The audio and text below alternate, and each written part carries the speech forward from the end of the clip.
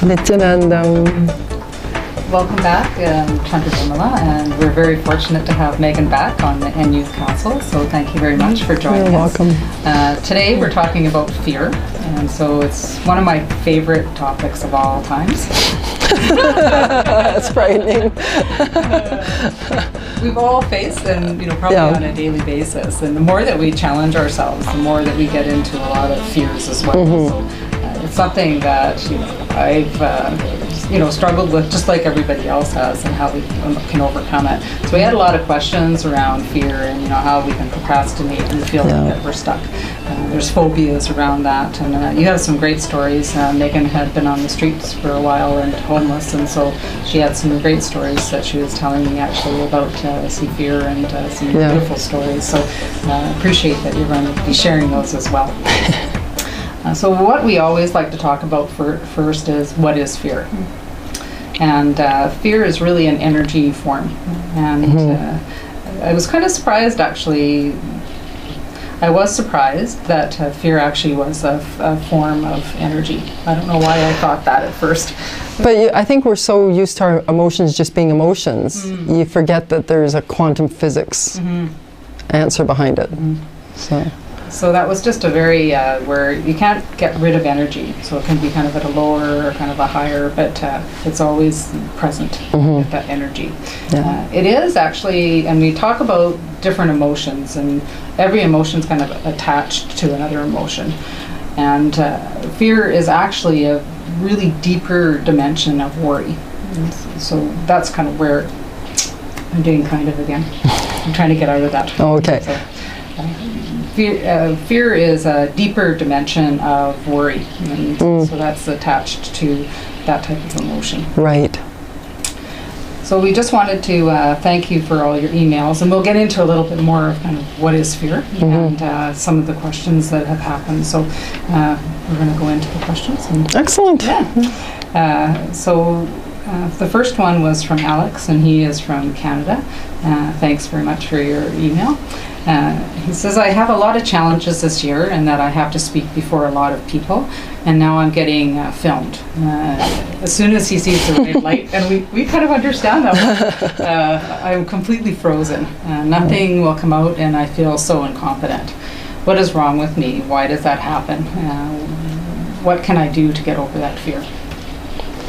Well, one thing I love about Swamiji's description of fear is that it is a survival technique that is built into the body. It's just like in a car, you've got autopilot, you've got electric windows. Fear is one of your options in the body. And so you don't want to disconnect it. It actually heightens your responses, gets adrenaline rushing, so it makes you extremely aware.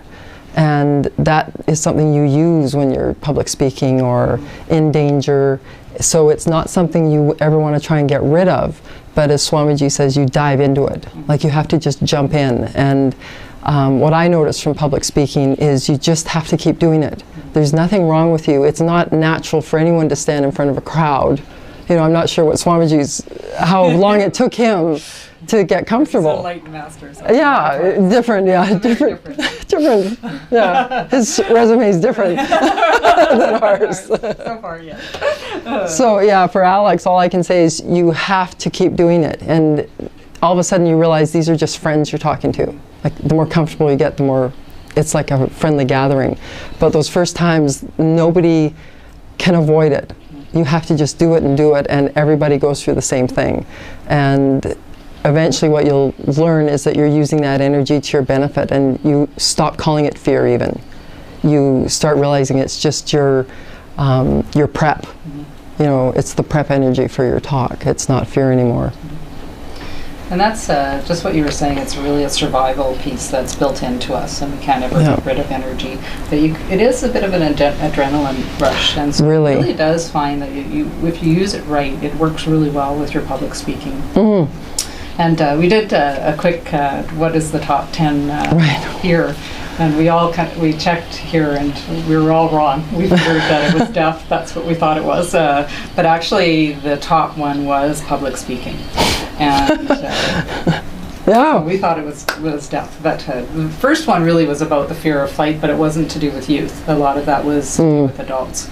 So the next one down was actually fear of public speaking. Yeah, I believe that, because kids, you can throw them on as many crazy rides. That's right. Again, you know, and you're like, we just have fear of watching them. I know.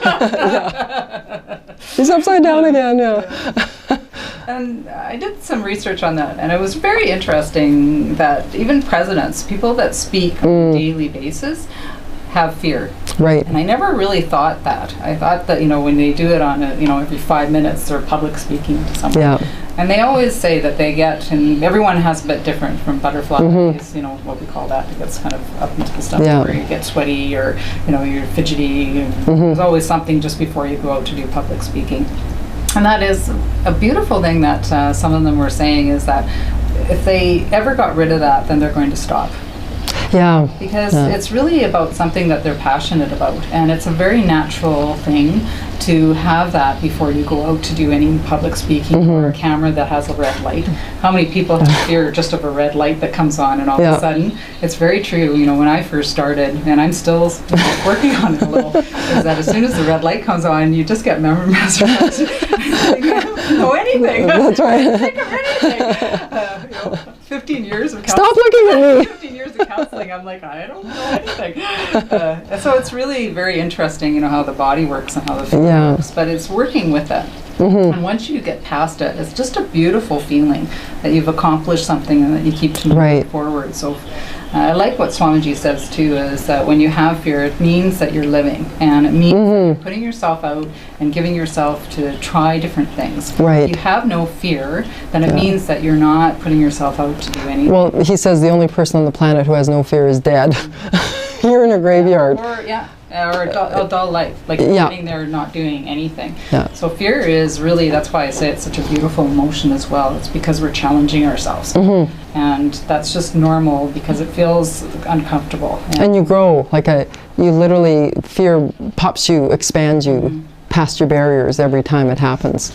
And I had to look for myself, you know, it's a new position for me, and I'm learning quite a lot as well. And, you know, like I said, I've had probably 15 years or more of different counseling, and it's like, why have I all of a sudden had no, thought I can't do anything? And it's really, when I thought more and I had read more, and Swamiji talks about it, is that it is part of an ego. And it's like either I lose my identity, or people, what they'll think of me. You know, it's part of, you know, will they start laughing, or, you know, they're going to, you know, reject me or walk away, or you know, you won't have anyone viewing your, you know, Swamiji, you know, who I represent. So, you know, it's very important for us, and it's very interesting that, you know, it's this, what they call kind of passive ego that it's part of, that really is the background to a lot of fears that stop us. Yeah, so it's the ego telling you you should be afraid of this because it might get rid of me. And so it's just something of just remembering that if we don't give it a try, I mean, it's like I said before, it's like getting into an aircraft and being able to fly something. I mean, you're not able to. There's a lot of things that we have to learn and have to try, and, you know, some things work and some things don't. So it's really putting ourselves out and not procrastinating and just moving forward and giving it a try. And then we'll find out if, you know, I need to improve here and there. And I mean, you know, for ours, you know, we've been doing a lot of, you know, practicing and taping, or trying different things to improve different areas, and everyone does, you know. I don't think you see that. You think that you see, you know, people coming out and speaking beautifully, but you don't see how much practice or how much time that they put into it, or how long they procrastinated before they did it.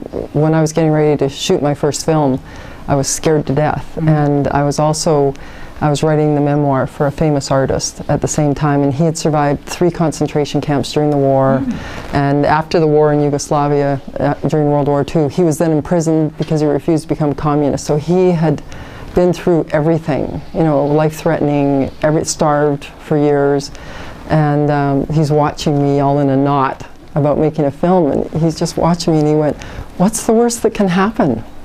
And when you think about that, it's like, I'm not going to end up lying bleeding in the gutter because I tried to do something that I wasn't comfortable with.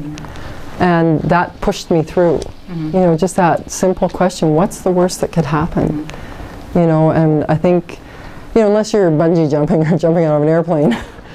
One, you might want to think twice. But really, if you ask yourself that question, you know, public speaking, what's the worst that could happen? You know, you're not going to die. No. You'll still have friends after. Yeah. So it's really, and bravo to you to get out and do it. Good for you that you're trying this. It's lots of challenges. Excellent.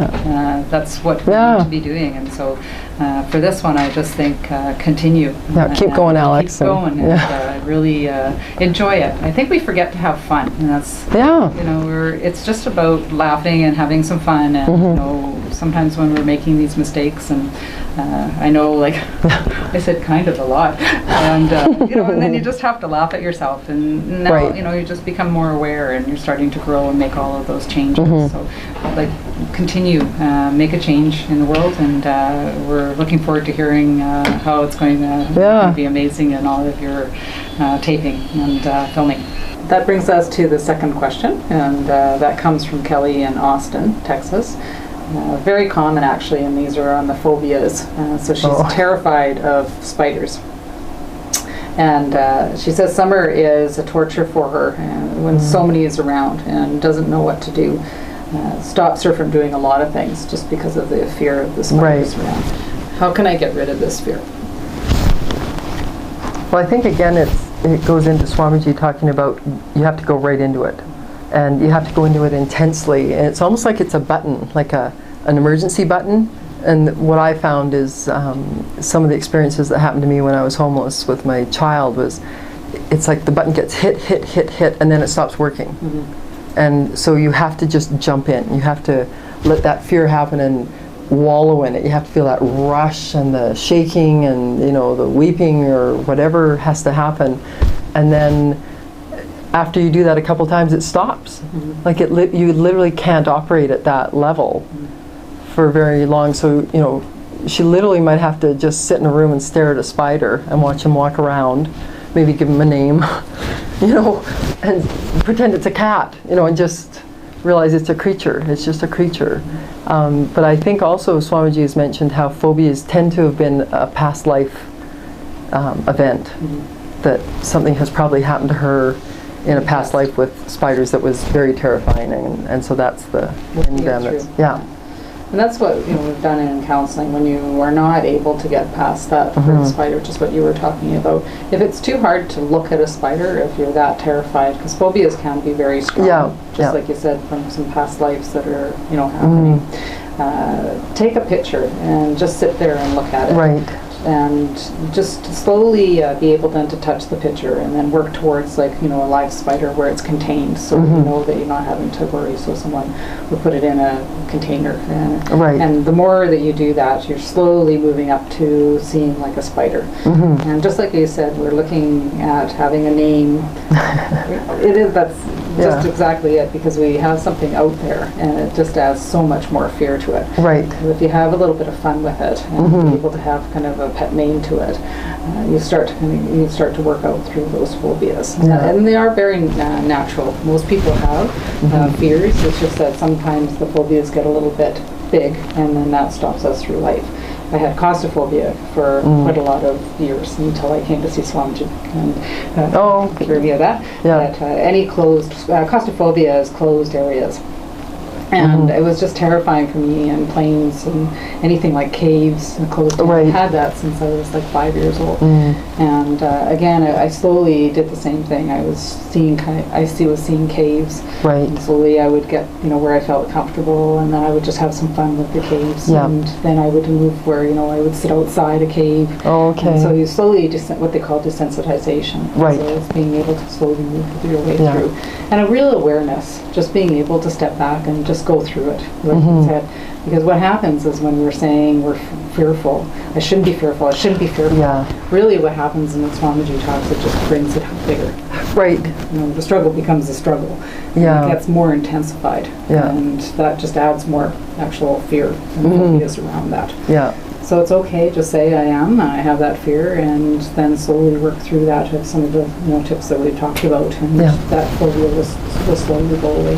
Actually, there was a hilarious bit helping kids with that in one of the Harry Potter movies. J.K. Rowling had this one class where I think the spell was ridiculosis or something, and so this box would manifest whatever your fear was. So each kid had to stand in front of the box, and then, you know, out would come a spider in one case, and then they'd do the spell ridiculosa, and the girl who was afraid of spiders, it was a giant spider, and all of a sudden it was on roller skates and it flopped around and fell, and everyone laughed. So each fear became something hilarious. Should we stop? Yeah. Just sentence again. Okay. No, you don't have to stop the camera. Go ahead. So everything that the kids were afraid of just became ridiculous. And I think it's a great lesson for all of us. Yeah. Oh, that's excellent. Yeah, it was very funny. That's what I'm with it. Yeah. So we're going to get into our next question. Okay. And so again, if we don't answer, or things are not very clear, or you have some other great suggestions that other people have done, please write into us, because it's great to hear from you. So the next question was from Niran from India, and his fear is so sudden that it comes and it goes really fast.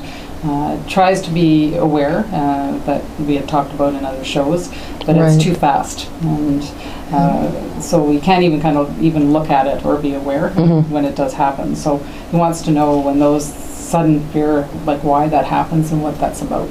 Right. And Swamiji talks about fear strokes. Yeah. And that's just a really natural, again, it's part of our being, of being able to have that fight-flight. Right. That's being able to survive.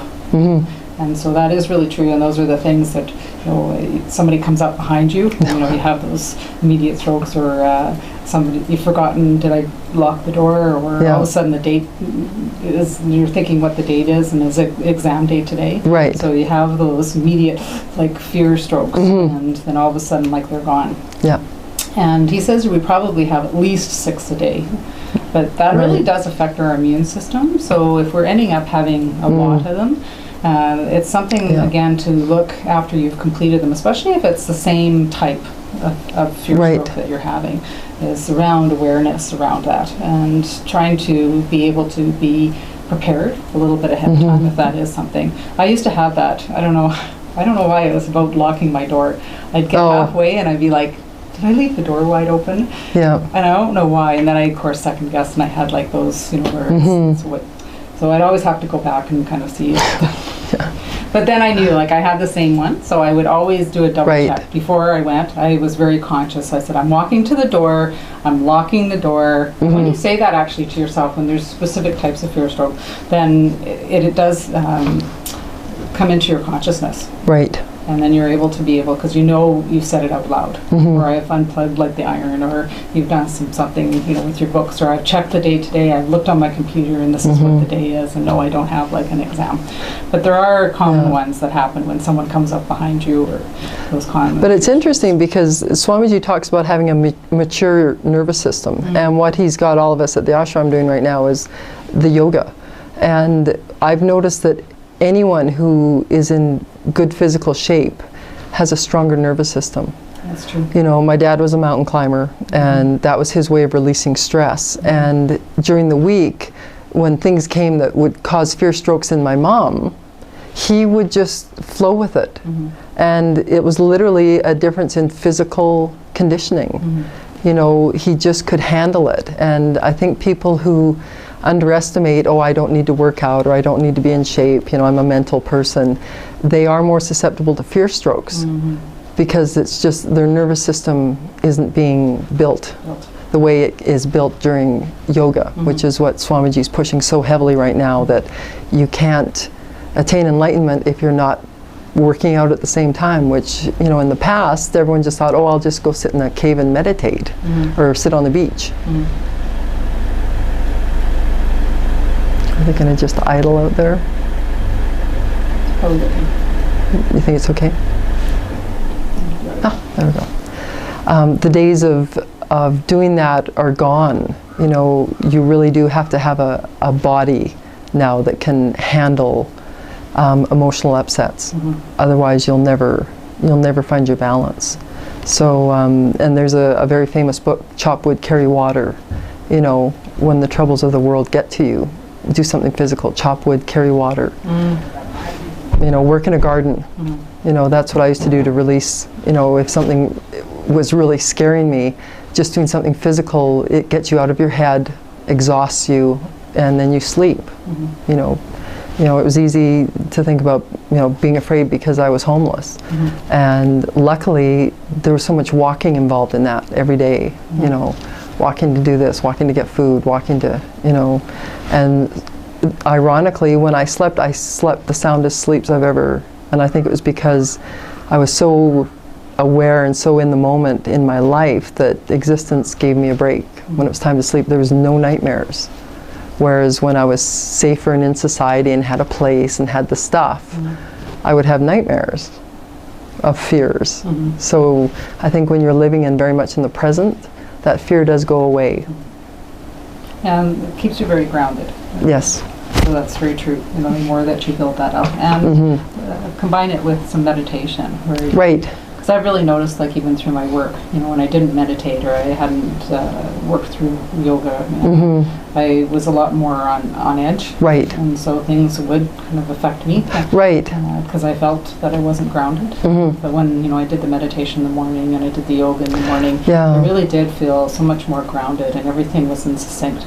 So when I did go out, you know, things that were the same that happened, I had this calmness about it. Right. So it was stepping out and I was looking in and I didn't really pulled into that type of emotion. Nice. And I didn't have that fear. So, yeah, that's a great point. So, and there were some things, Megan, that I really appreciate you talking about, you know, the time that you were like homeless, and you know, there was probably a lot of fear situations that came up, and I think the story that you were telling me about Dan.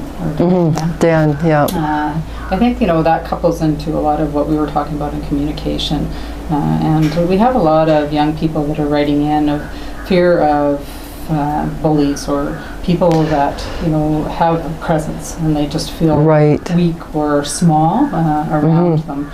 And so when we were talking, I really felt that it was important to share that story because I think it's really beneficial for young people to hear that, and then we'll talk a bit more about it. So. Well, and I think it was one of the most profound stories I'd heard as an example of how you react to a situation, you know, and how you can change your reality. Do you have a victim mentality, or are you going to be in charge of your life? And this friend of mine, Dan, when I met him, he was already a massage therapist, but he finally confided in me that he had been a drug runner. Like during the height of the cocaine trade back in the 80s, he was flying to Colombia and bringing back vast amounts of cocaine, and he was finally caught in a huge American sting operation, which means, you know, the FBI and everyone was involved, and they caught him. He was thrown in a maximum security penitentiary, which means he was in with the toughest criminals in America. And his roommate was a gigantic African-American angry man, and Dan was this sort of corporate executive white guy, you know, and they immediately hated each other. You know, they just sort of each represented what the other feared, and they were stuck in a cell, you know, 2 by 6 feet, and they had to live with each other all the time. And maybe more than 2 by 6 feet. That might have been a little tight. Yeah, that's right. Small spaces. Yeah. How to solve your M-grams? You know? Put you all in a little room. So they were living with each other day after day after day, an hour in the yard. That was it. And one day there was a power outage, and the whole place went black, which also meant the guards couldn't see them. The security cameras were off. Everything was off. And this man had fashioned a knife out of something, a spoon. He had managed to, you know, in shop, the big angry guy had created a knife, and so when the lights went off, he grabbed Dan by the neck and he just said, "This is your last day on the planet. Like, I am done with you." And Dan said, you know, his whole life flashed in front of his eyes. He said it was this slow motion, dee-dee-dee-dee-dee. And luckily he had studied very mystical things. Ironically, a lot of drug dealers get into mysticism and spiritual things. They don't absorb it well enough. The drug stops that from happening, but they tend to read teachings, and the teachings of a guru popped into his head. You know, existence was giving him that lifeline. And he said, I don't believe you are this murderer. He said, I've watched you draw, and I believe you're an artist. You know, I don't believe, you know, and in his mind he's like, I don't believe this is my last day on earth, you know. And this big angry man just started crying like a child and dropped the knife and dropped Dan, and the lights came on and they sat and they talked for hours. And this man just poured his heart out. You know, he was a young artistic kid and got involved in a street gang, and he didn't have family, and so the gang brought him up. And your initiation is you have to kill somebody, and you know, it had led him to this position. And for this man to have spotted the artist in him was that click, as Swamiji said, it just unraveled him. And they ended up becoming friends and sort of mentoring each other. And when they both got out, and the one became a professional artist and continued to send Dan, you know, handmade greeting cards, and Dan became a healer, a massage therapist, and then got involved in Chinese medicine. So sometimes, you know, penitentiaries are an amazing grace, because they took two guys who were on exact wrong paths in life and stopped them and gave them that opportunity to flip out of it. And you know, that's what we had been talking about when Mom Anisha was here, around communication and how we actually respond to an event.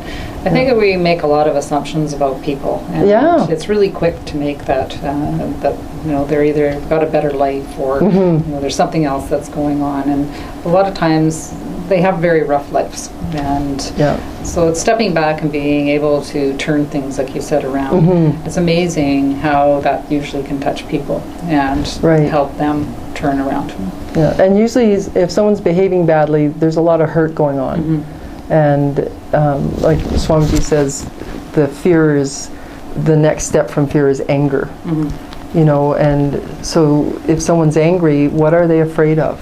You know, if you can help them with what they're afraid of, maybe they'll, you know, one example we talked about was, you know, a kid comes home late, misses curfew, and the parent just goes nuts. Why, you know, and the child is, all they're seeing is anger from its parent, not realizing that the parent was scared to death that something had happened. There'd been an accident or the child was dead. So that anger is masking deep fear. Absolutely. And so it's being able to, again, step back and really be able to be aware of the situation. Right.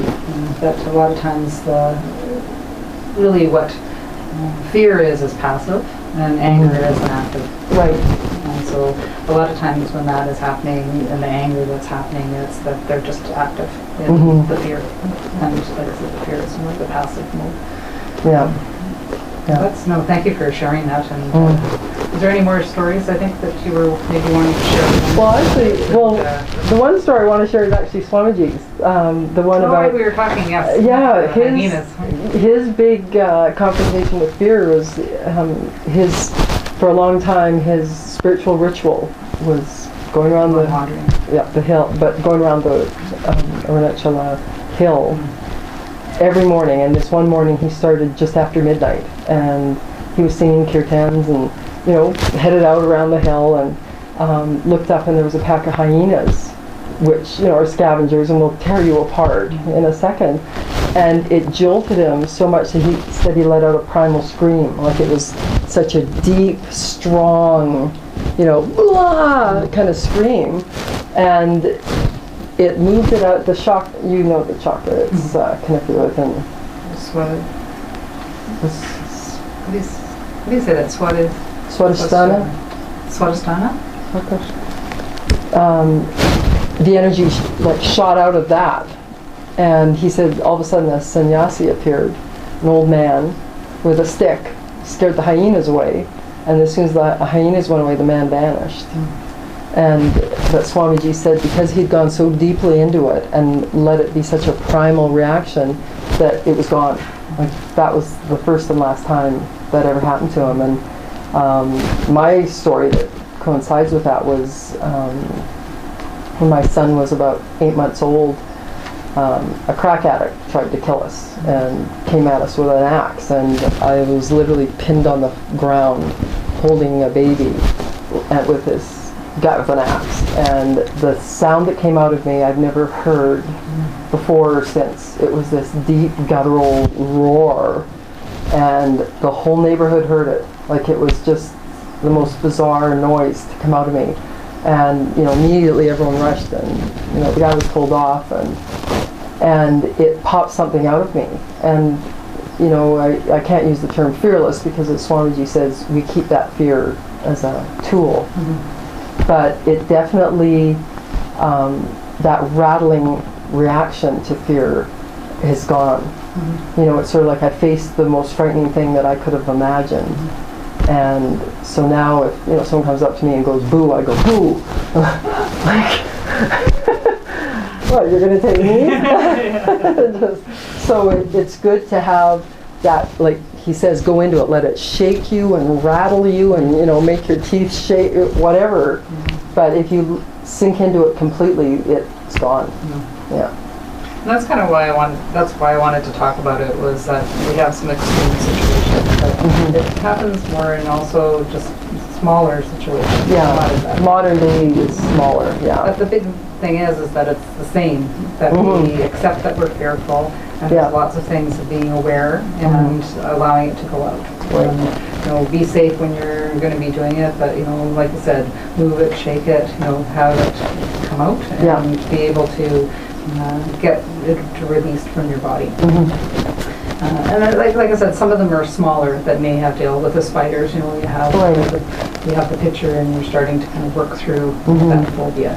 So there's lots of things that we've talked about that, you know, different ways that we could work. You know, like I said, he's talking about meditation, that visualization, being really aware. So it was really nice to be able to talk about, you know, we all get into very, you know, difficult situations and extreme, to others that is kind of our day-to-day things. Right. And so there's lots of techniques and ways, but definitely just say that you're fearful, not trying to hold, and being able to be really aware around that.